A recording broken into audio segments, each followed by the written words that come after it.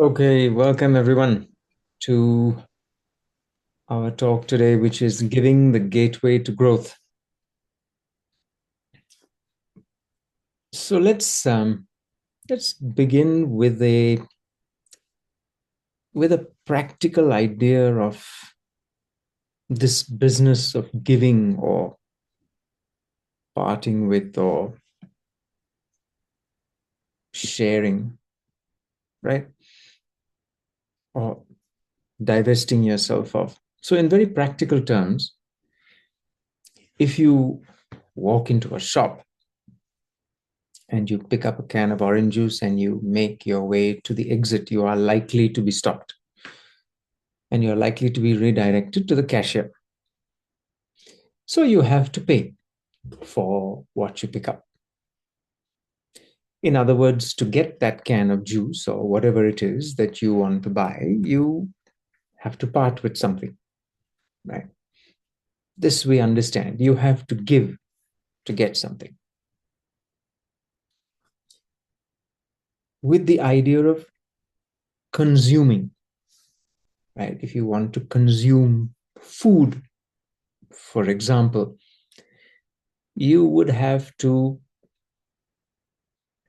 clear your system as we do in the mornings or whenever you clear your system before you can eat anymore. So again, there is an emptying or a parting with before you can take in.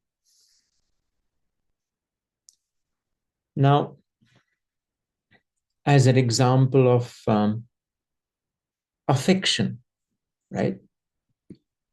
You desire the affection of another. You would actually have to give away an excess of self love, meaning self obsession, before you are able to receive the love of another. When we are too self obsessed, when we love ourselves too much, when we are too absorbed in ourselves, so to speak, we are nobody is in a position to reach us, right? So again, you have to give away that self obsession before the affection of another can reach you. With the idea of thinking, right? If you want to learn more, if you want to grow in understanding, you would again have to divest yourself of preconceived ideas, right? So, just trying to demonstrate at the material level, at the physical, emotional, intellectual level, there is a certain shedding or parting with or surrendering of something before you get something. So, giving is inherent and intrinsic to our existence. So it is not a new idea. Oh, give. Why? For what? You're giving all the time, right? Just for survival, you need to give. When your body heats up, you need to give the sweat to cool down. You need to surrender the sweat. So this divesting yourself of or parting with that we call giving at the very level of survival is inherent within us, right? Now, this itself is a rather selfish view of the idea of giving. I'm giving to get, which is not really giving at all. Take it up a notch and consider the idea of giving for what we have received. Now, this is something that has been spoken about a lot, but unless we internalize it, unless we actually care to understand it, it is going to be lost on us. So we have just a few interesting hints, right, that suggest what we are enjoying. Unasked, unrequested, unsolicited, right? For example, what you might say. So consider the heartbeat, right? It is not something in your control. The heart begins beating when the baby is born, and it continues right through. Incidentally, most doctors are not even able to really ascertain specifically how and why the heart starts beating. The whack on the baby's bottom that the doctors apparently give, I don't know, this is what I'm told.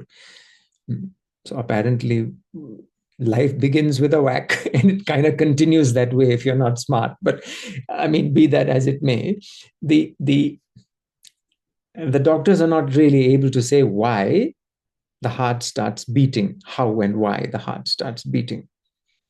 If you push back the cause and effect a couple of notches, they are lost.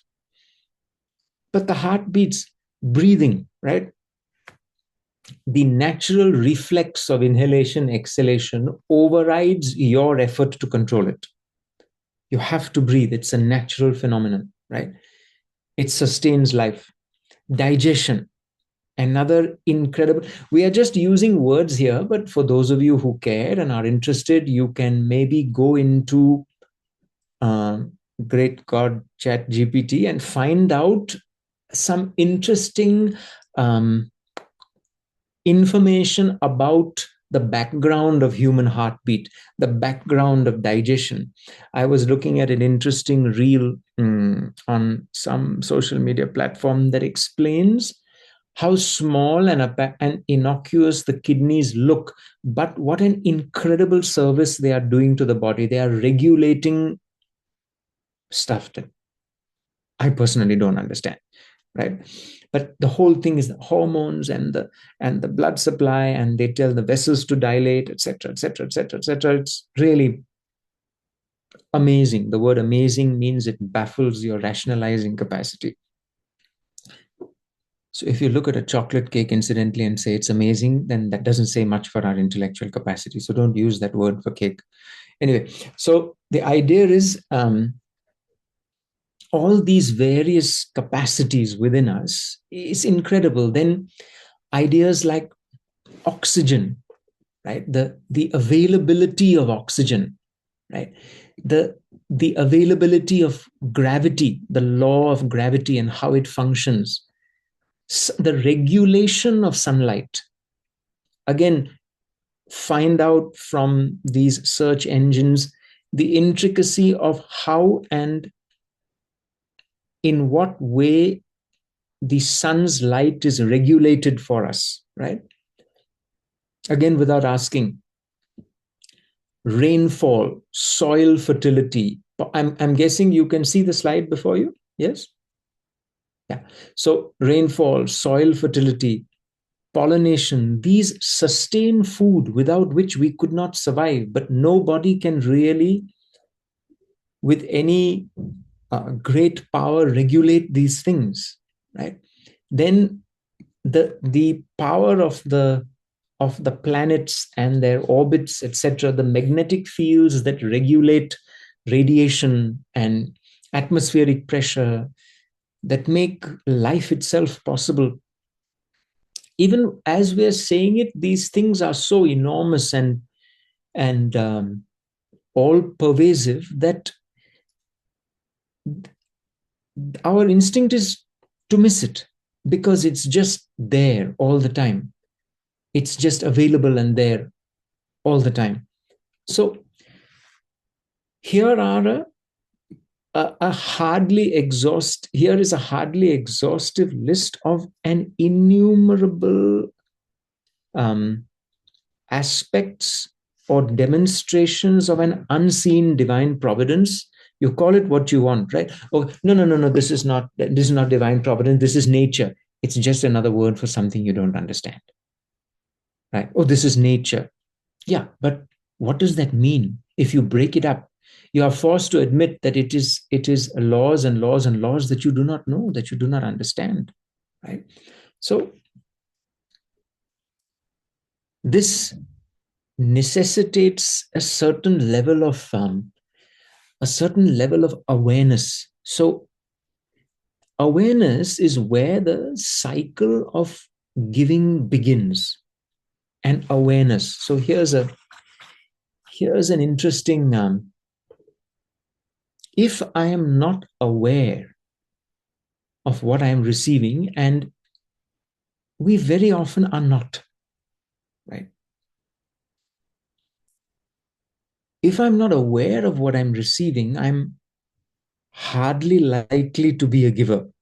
In fact, my lack of giving is usually a demonstration of my lack of awareness of what I'm receiving. So here's an interesting diagram, if you will, that demonstrates this, right? So it all starts with a sense of awareness, right? Then this is just a diagrammatic representation, but awareness will engender, true awareness will engender gratitude, inevitably. When you are really aware of what we are receiving, unsolicited, unasked, that awareness will translate as a genuine gratitude for all that has been received and continues to be received. So this is not just poetry and, good for a Sunday philosophical session. This is the truth, and we will ignore it at our peril. Yeah. So consider it very carefully, very, very carefully. While just as a sort of an aside, while we strive to make our classes entertaining and absorbing and instructive, unless you attain some frequency, unless you sustain some frequency of these ideas through a regular interaction with this knowledge, when the information is presented to you, it will pass you by like somebody who is given nutrition that they cannot digest. So it would be an unfortunate thing if you could not draw all the intellectual vitamins, if you like, out of this information. So try and attempt to digest what is being presented. Yeah, that's why we send the recording, so that it's with you and you can watch it again. So this gratitude, which arises from awareness, it will manifest as a generally charitable disposition, which is at times different from the act of charity. It is a charitable disposition, which in other words means a an awareness and interest in the welfare of any and all. This is what is meant by a charitable disposition. And there is no way to demonstrate it to an eye that doesn't have it. And to an eye that has it, it's recognizable when it's before you. A disposition of charity where you have a, a very poor way of describing it. Maybe, he's got a heart. He's got a heart in a sense. He's his awareness embraces more than just himself. So this awareness, it sparks a spontaneous gratitude and this charitable disposition, which then will manifest as an urge to give back where you can, almost as an obligation. You feel the urge to give back, that, hey, you know what, I've received so much that it is almost improper to not give back. And this is what you might call, this is what people may see as a philanthropic attitude, or a charitable attitude, or somebody who supports others, etc. But it arises from a sense of having received so much, so much. And if that part is missed, the rest is all just theoretical. We will listen to it and it will just pass us by, right? So now, how does one actually, where does this awareness arise? Where does it sit?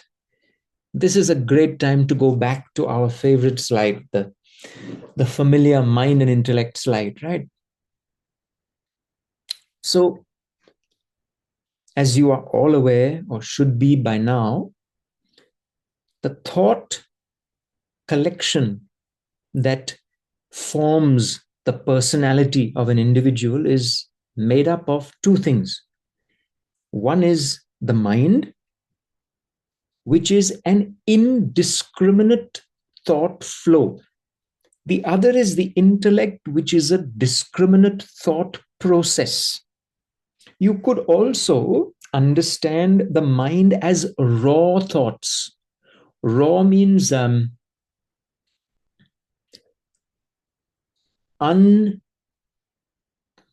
if I say unprocessed in this day and age, that's the good thing. But I'm not talking about that kind of unprocessed. It's like a water filter. The the water which is unfiltered in certain countries, when water is unfiltered, it's unpotable. You cannot drink it. You cannot consume it. But that same water, when it is passed through a filter, it becomes life-giving, life-sustaining. So the mind is a bundle or a shapeless mass of thoughts that is not filtered. The intellect, on the other hand, is the filtration plant that makes a human human, where you discriminate, accept those thoughts that align with the higher values of life, and discard those thoughts that are just at odds with the principles of life. In other words, the mind is a self-absorbed entity. If you look at the slide before you, you will find the mind is the seat of desires, likes. See, you don't even need to go any further from desires. You will find that the desires of the personality are just, the desires of the mind are never ending. Consider it. Consider it. Whatever you give the mind, it will ask for something more. Whatever you give it. And it is only valuable until you get it. This is the very nature of the mind. So it is all about itself. It is consumed by its inherent feeling of inadequacy. And that, friends, is where a paucity mentality arises from. Take a minute to understand that idea, the idea of a paucity mentality, right? And this paucity mentality is what makes us hoard, Hoard, hoard, right? This tendency, that you would, there are certain rodents that gather stuff, hide it, forget about it, and then go and gather more stuff. But that is the behavior of a rodent. If you buy stuff, hoard it in your wardrobe, forget about it, and go and buy the same stuff again, that's not okay, right? Because you already have stuff. Why get any more? For what? So that tendency to hoard and hoard and hoard, so is at odds with, or it is a great obstacle to the idea of giving, right? What we have explained just now, as far as the support of providence, is an intellectual idea. The mind cannot comprehend or understand this. It is that intellect which, when developed, has this capacity to understand. When the intellect is undeveloped, the mind by default is a taker, it's a hoarder, it's a holder. And whatever the mind hoards and holds is never enough, because it has an innate, inherent inadequacy within itself, which is what makes it constantly looking to collect, collect, collect, collect, collect. You understand? So just to maybe have something to remember this idea by Oliver Goldsmith, who was a brilliant writer and philosopher. He says, where wealth accumulates, men decay, which, friends, does not mean that wherever wealth is held, it decays, or wherever wealth is possessed, it decays. It doesn't mean that. It means where there is a tendency for accumulation. Do you see the difference between holding wealth and accumulating? Accumulating means you create a bottleneck. You hold something. Whereas the mere possession of wealth in the flow of life is healthy. That is not a problem at all. But it is the aggrandizement, the accumulation, which is the disease, which arises from that sense of paucity. So you can take the poverty out of the man, but you can't take, or rather, you can take the man out of poverty, but you can't take the poverty mentality sometimes out of the man when the intellect is not available. You see the point? That tendency to hold and hoard, that is the problem. So we did share this morning, a few hours back, a piece from a personal favorite author, a man called Khalil Gibran. And those of you who have not been introduced to him, now this piece comes from a book called The Prophet, and it is hardly likely that if you're sitting in this class, you will never have heard of it. If you've heard of it and not read it, it is really something to read. It's an extraordinary poetic representation of certain fundamental truths of life. So Khalil Gibran writes this book called The Prophet, and in it are little articles on children, on wealth, on giving, on justice, etc., etc., etc. So it makes a phenomenal Christmas present, incidentally. So, but so does the Vedanta treatise. So the point here is, in this little article on giving, which you may be able to refer to now that you have it with you, he says, for those who hoard, he says, what are your possessions but things that you keep and guard for fear you will need them tomorrow? You have this tendency, I may need it tomorrow. Then he says, and tomorrow, what shall tomorrow bring to the overprudent dog, burying bones in the trackless sand as he follows the pilgrims to the holy city? He's laughing at those who profess to be religious and yet hold this tendency to hoard. Khalil Gibran is laughing, so you can blame him if you find it offensive. So he says, see, it's interesting. He says, overprudent dog means he's talking about us. He's saying this overprudence where it comes to yourself. Oh, I may need. I know people who will hoard empty cardboard boxes and say, oh, it might come in, it might be of use at some point. You may not be around to see the use of the cardboard box. So why hoard? What is the point of hoarding and, oh, I may need it. So here are two interesting stories which we'll just share with you.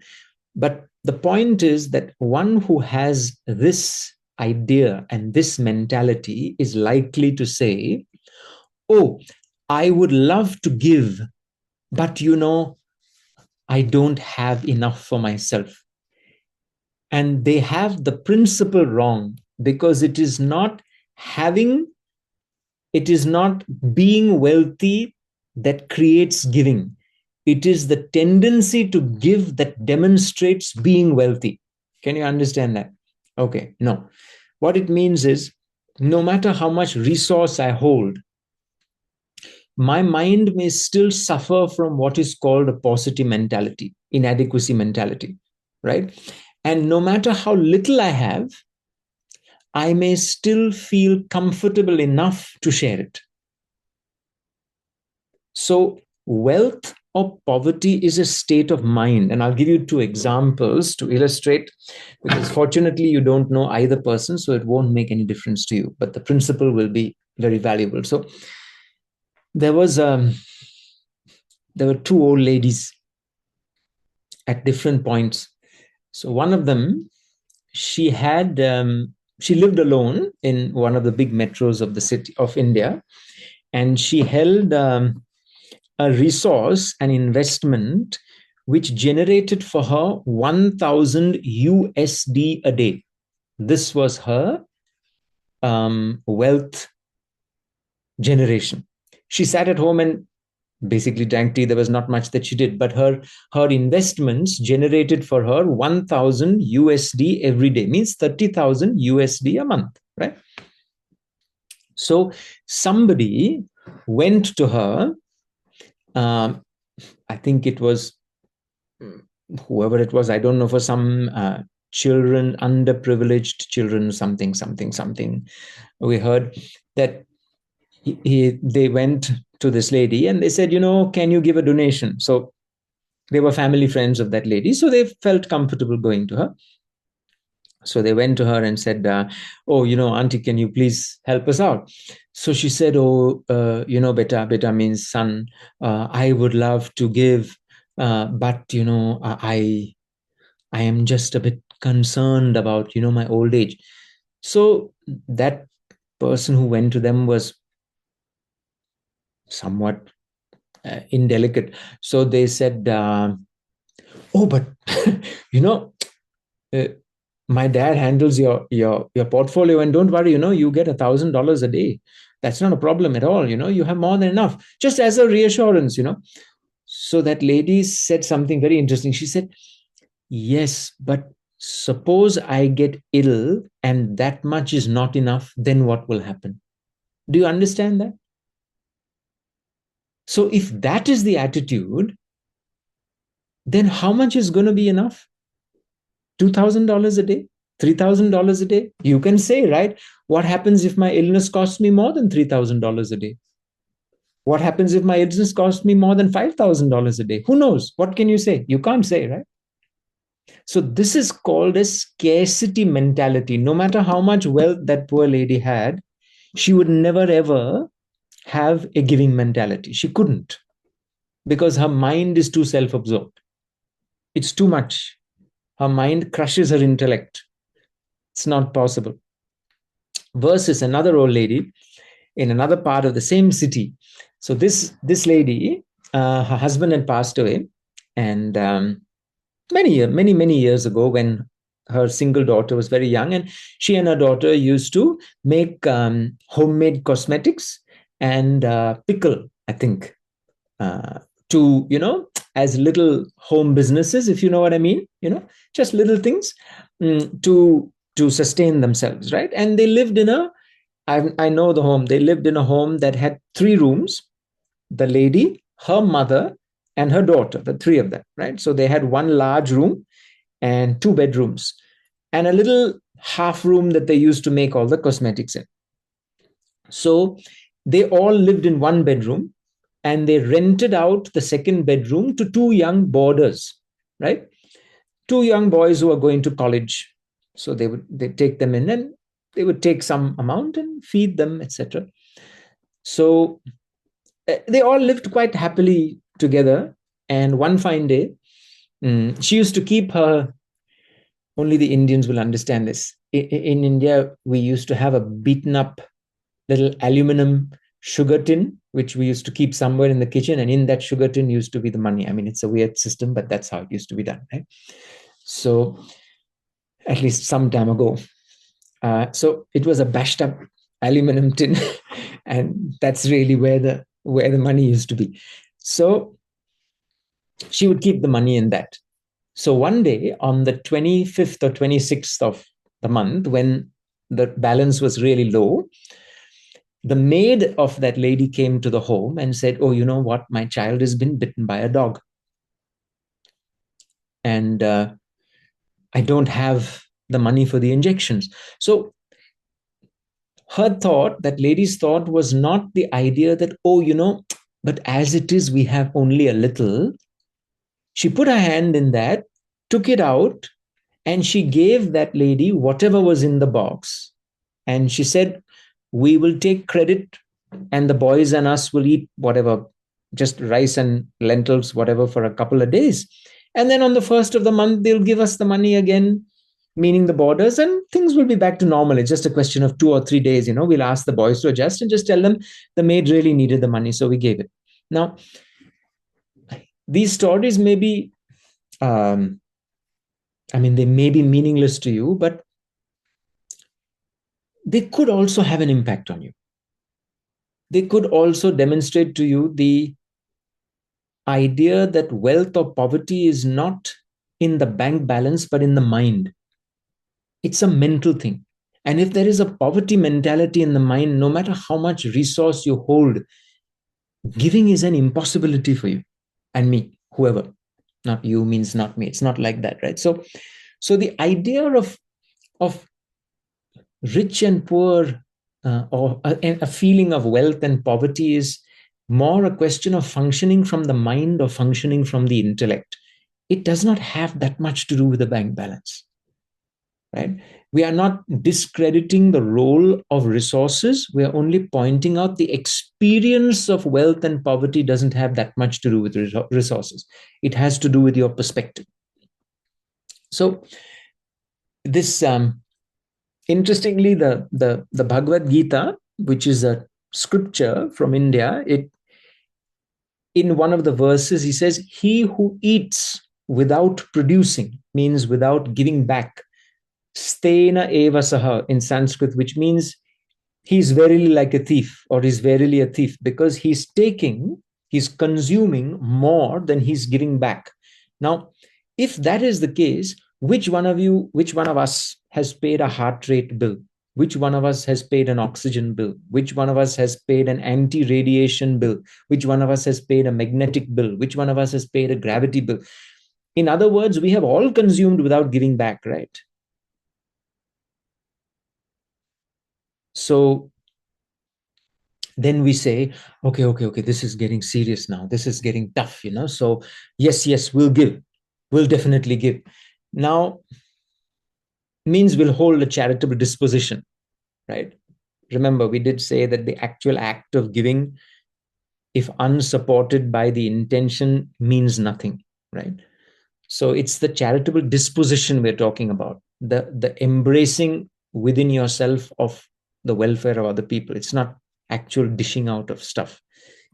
When you have an opportunity, you do it. When you don't have, you don't do it. The principle is, don't take anything without giving, without attempting to repay. Don't consume resources without offering something. Don't do that. It's unhealthy, right? So again, Khalil Gibran. So Khalil Gibran now grades, he grades giving, right? Very interestingly, he says, there are those who give little of the much that they have, and they give it for recognition.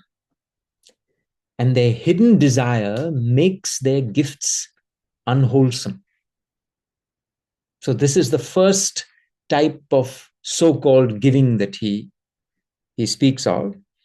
And this kind of giving, he says, is not really giving, because the hidden desire for recognition makes that gift unclean. It's not a gift, right? Sorry about that. Then he says, and there are those who have little and give it all. These are the believers in life and the bounty of life, and their coffer is never empty. Then he says, there are those who give with joy, and joy is their reward. We'll explain this. Then there are those who give with pain, and pain is their baptism, means their beginning of understanding. So let's look at this, right? So first he says, There are those who give little of the much that they have, and they give it for recognition. Where have you seen this? You will see this where somebody gives a donation and then poses for a photo op. It's a bit embarrassing, right? If you want to give something, just give it and let it go, right? Don't. I remember an interesting little incident where in the big bad city of Mumbai there was a, they all have chauffeurs because in India that's the way it goes. So this lady was sitting at the back of her very large vehicle, and she had a very large and very expensively wrapped gift. So she told the chauffeur to take it there, wherever, right? So the chauffeur took it there, opened the door, and asked her to, give him the gift and he'll go and deliver it. So she said, "Oh, no, no, no, no, no, no, no. I'm going to do this myself. I'm doing this myself." So she'd never move a finger, right, ordinarily, but suddenly she trekked up 3 flights of stairs to give this gift. And the intention was not to give the gift, because if you give the gift, it's given, right? But here it was the whole, "Oh, you shouldn't have, no, no, I needed to." And the bottom line is, I have given you this seriously expensive gift. You owe me, buddy. You owe me. Okay, so I came to deliver it personally to make sure that it got to your hands. This is the kind of, I'm not saying that every time you give somebody a gift, that would be the attitude, but in this case, it was. That's the point, right? So that um, hidden agenda behind the gift, that may make more sense than the example to you, because the person is not real to you, but the principle may be. The hidden agenda behind gifts, right? Then he says, there are those who have little. So for the first guy, they have a lot, but they will give little and with agenda. The second kind of person, he says, there are those who have little and they give it all. This is what you will see perhaps in the rural parts of India, which, as we've mentioned before, if you're walking past or something, they will invite you into the home. They will, without any ceremony, you will suddenly find yourself part of that little establishment, and they will give you something. Some of you who may have walked or trekked or moved around in the rural parts of India, you'll have this experience where you are quickly made welcome into somebody's home who you do not know, merely because you came. That's all, right? So he says these are the believers in life and the bounty of life, meaning they have a sort of an internal understanding that giving is important and it must be done. And he says, for them, their coffer is never empty. They do not mean the aluminum box, they mean the heart, right? That coffer is never empty. They will find a way to give. They will not feel the pang of not having something, right? Then he raises the bar. He says, the next level of giving, the first level of giving, he says, is those who give with hidden agenda. Second level of giving, he says, is those who give it all. Third level of giving, he says, is those who give with joy. There is a certain joy that arises out of giving, but it's a subtle reference to the ego. I am giving. Think about it. I am such a good guy. I gave. Nobody knows, but I know. I gave. I gave. You understand that sensation, right? There are those who give with joy, and joy is their reward. No doubt. Then he says, there are those who give with pain. In other words, for them, giving is a pain. And pain is their baptism, meaning pain is the beginning of their journey to understanding. Now, all these are different kinds of giving. Take a look at this. Think about it for a minute.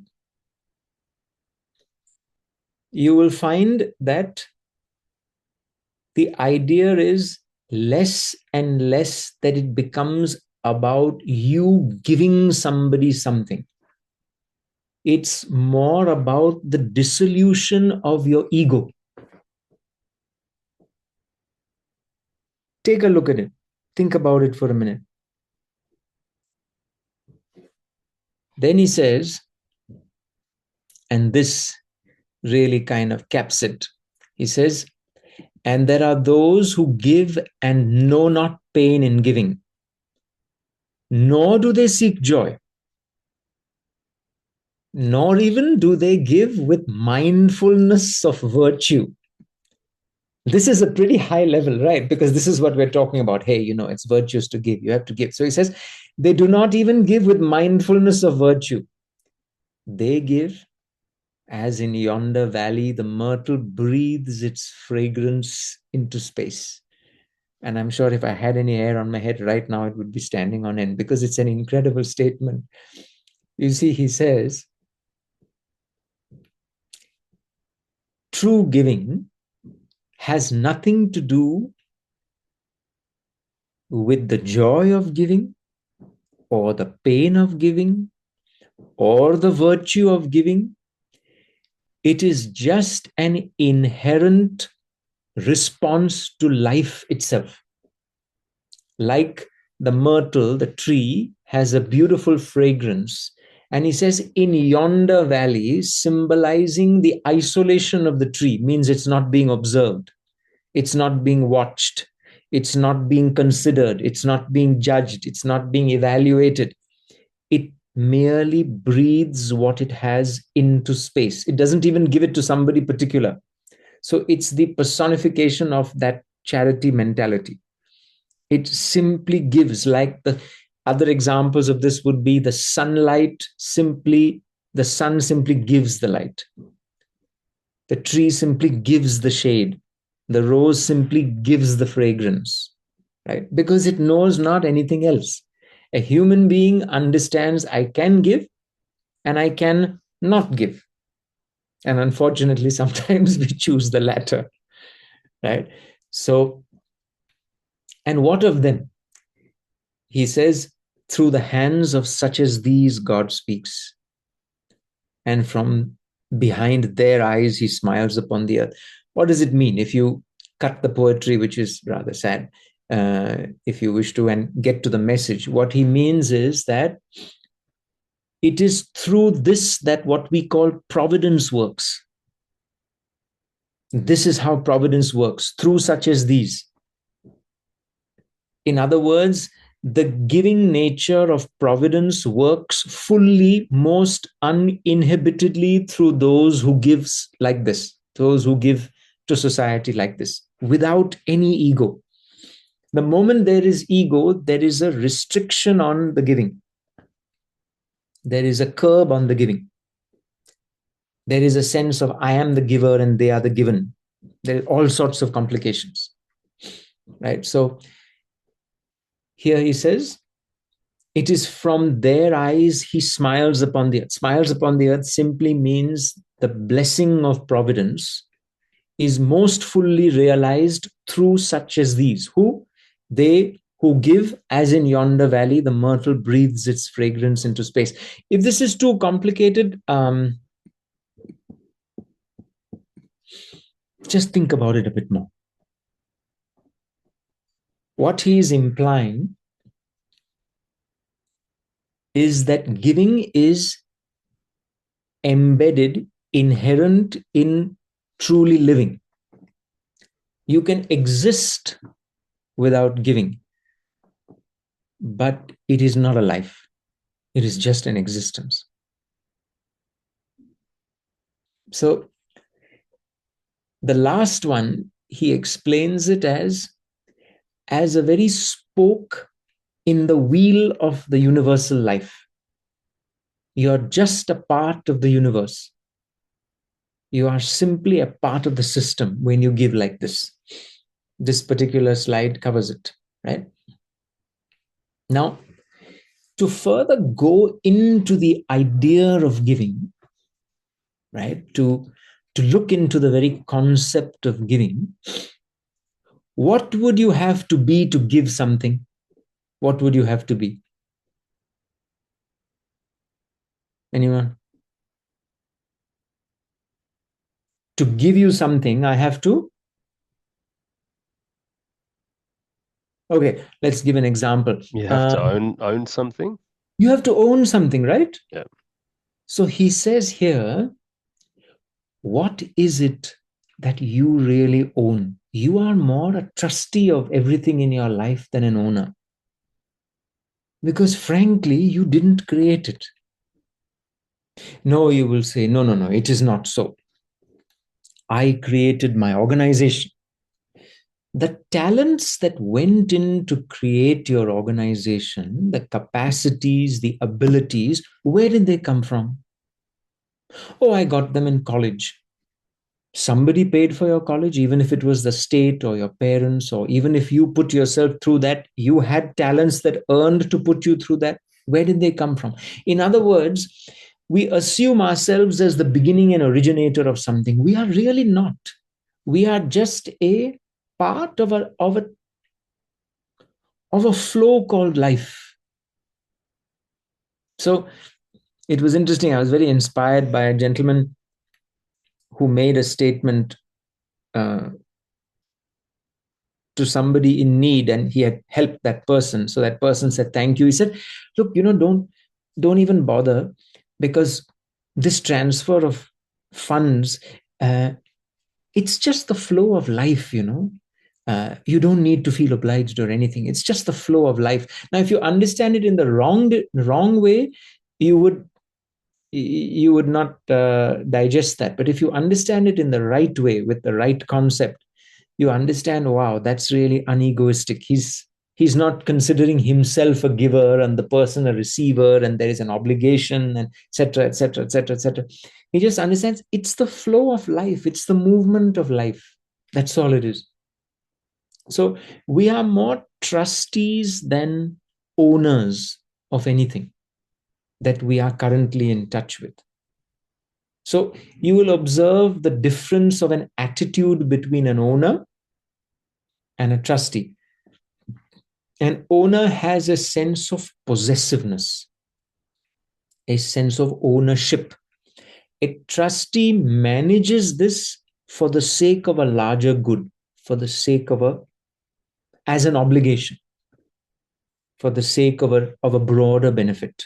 So even your own talents, your own wealth, your own resources, we are more trustees of that than owners.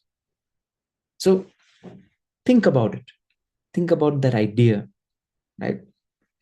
So Khalil Gibran here, he says, you want to hold, he said, and is there aught means what is there that you would withhold? For all you have shall someday be given. So very interestingly, this is a this is a tendency which is observed sometimes. You see, the person who's holding will tell the family, oh, don't worry, everything I have is yours on my death. So where's the problem? If you look carefully into that statement, you will find there something which is not entirely savory, right? What's the problem? I will leave everything to you. Okay. But then what are you creating in my mind? When I go, I leave everything to you, is the idea, right? So the idea is, buddy, while I'm around, you're getting nothing. Point number one.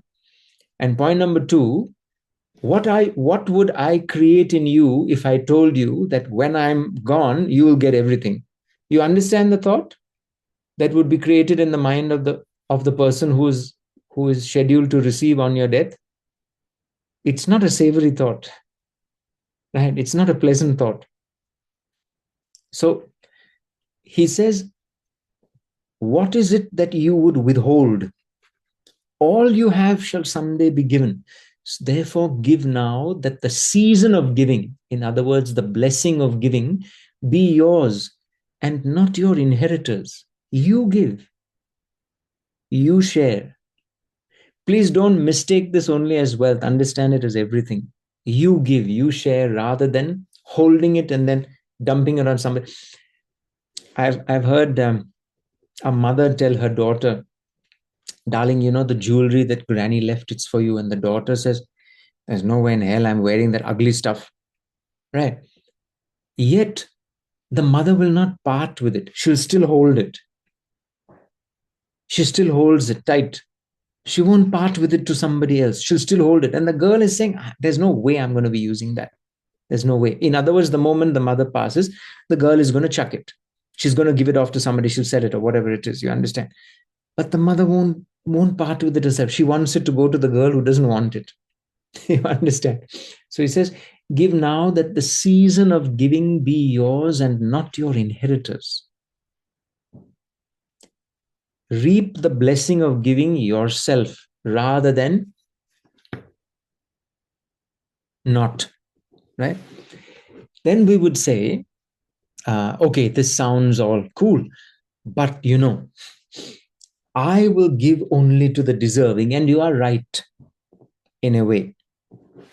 But if we look hard enough into the concept of the deserving, what is it you find? This idea of he deserves it. Oh, they don't deserve it. What will you find sometimes?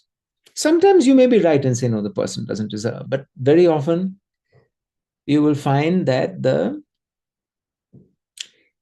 idea of deserving or not deserving is often biased by our superficial judgment of another human being's actions.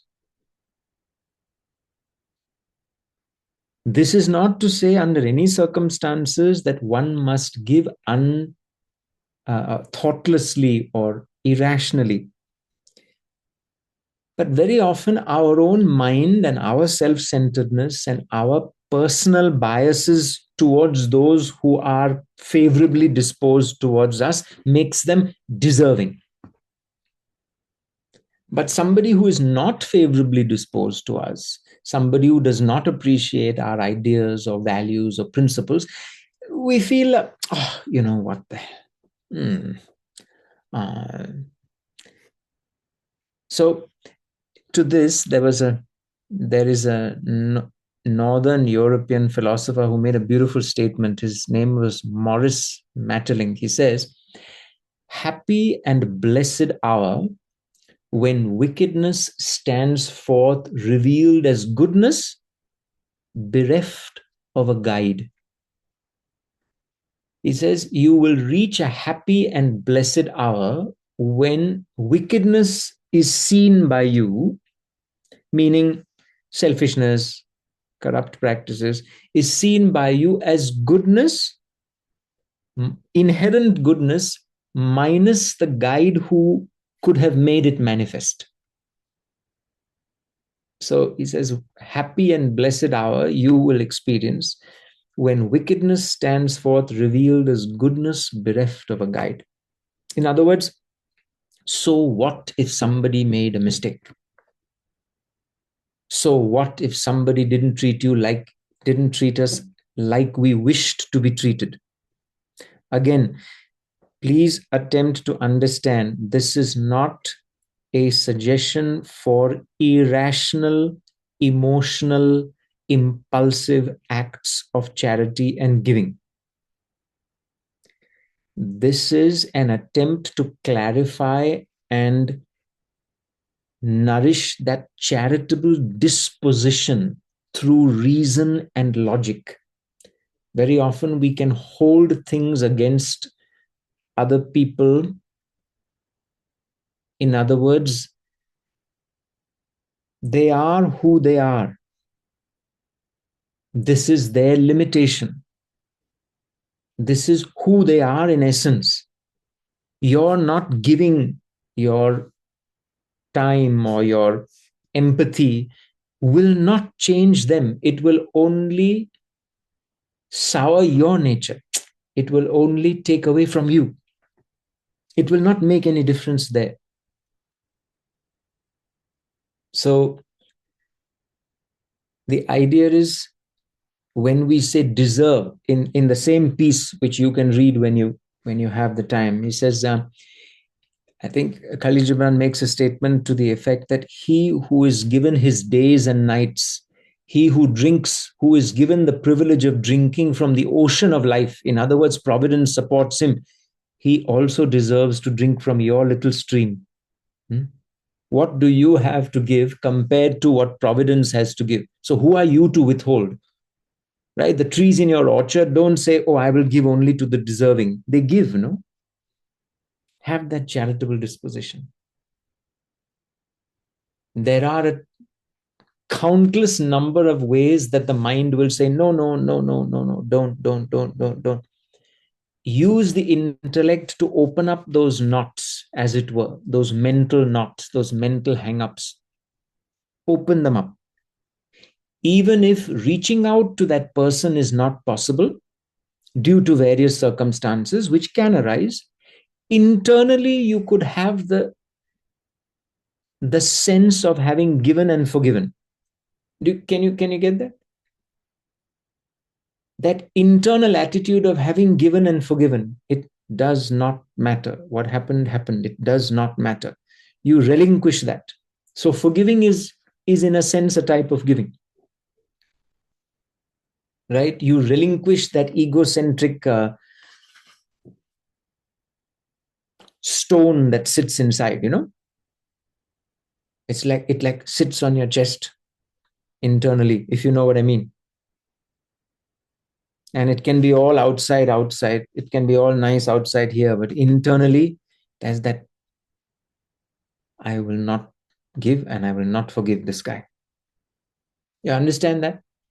You, you have the privilege of liberating yourself from that trauma, from that pain, with this idea, right? So he says, do your duty even if another one has not done theirs, for the for the tree to withhold its fruit is to perish, for the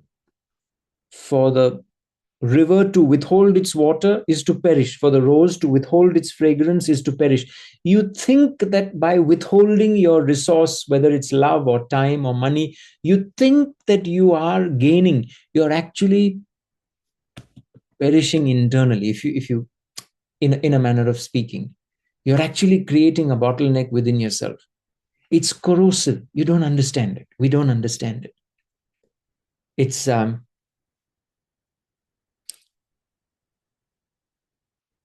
like, acidic.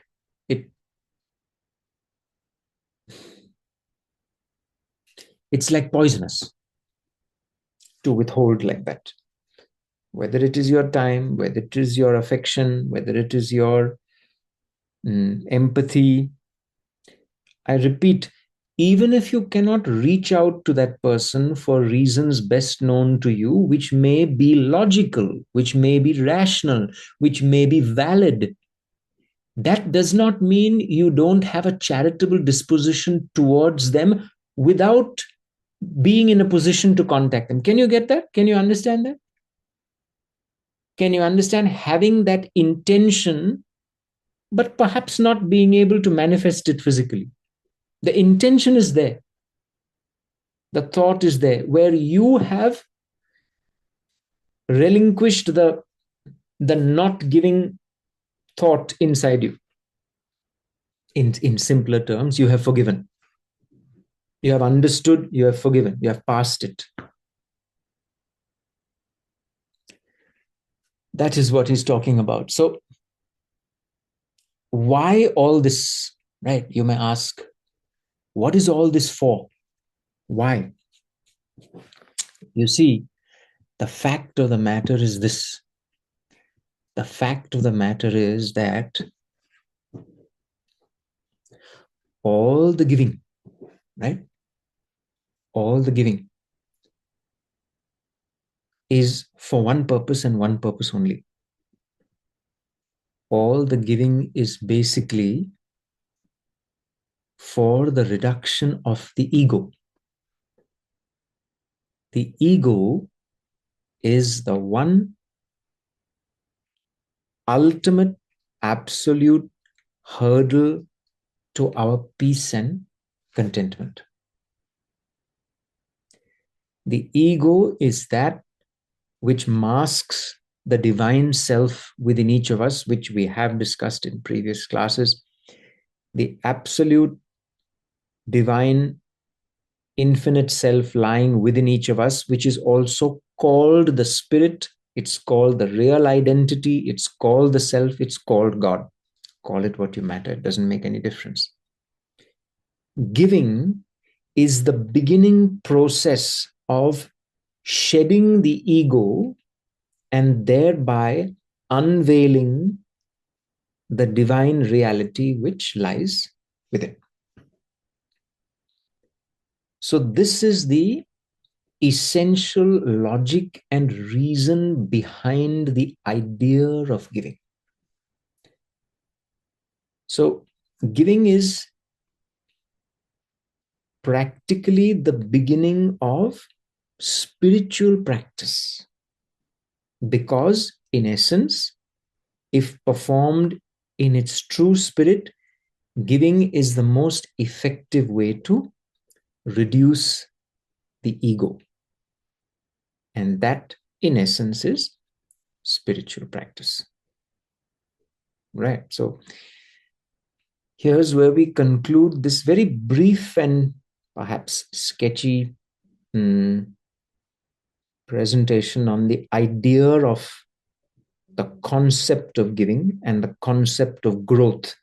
Growth meaning the movement towards your divine center, progress towards your divine center, and giving as the practical tool to reach there, right? And this is where we'll conclude. We will now switch off our recording, and you're most welcome to ask any questions. Thank you.